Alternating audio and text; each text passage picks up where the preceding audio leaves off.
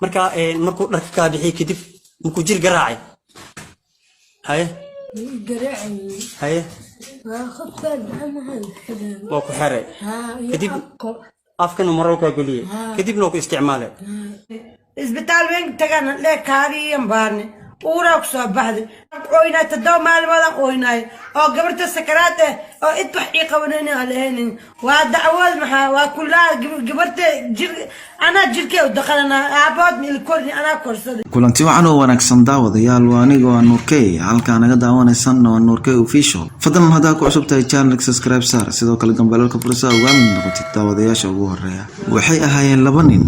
afka ay ka xireen sidoo kalena gacmaha ay ka xirxireen kadibna waa ay kufsadeen oo gurigeeda dhexdiisa ay ku xoogeen waa gabar madaxa looga jiro muddo kadib waxa laga helay uur maxkamadda magaalada Marko waxay dafireen oo ay diideen in gabadhan la kufsaday bal maxaa dhacay muuqaalkan videogana la daawada waa gabar yar oo kufsi loo geystay magaalada Marka gabadhan kufsiga loo geystay oo sheegtay qaabkii loo kufsaday waxaana warbaahinta la hadashay hooyada dhashay gabadhan la kufsaday sidoo kalena waxaa la wareystay gabadhii kufsiga loo geystay sheegtayna muddo kadib in uu ur ku soo baxay intaan ku kulmi doono muuqaalkan muuqaalka xiga waxaan idin leeyahay sidaas in nabadgeliyo mahadsanidin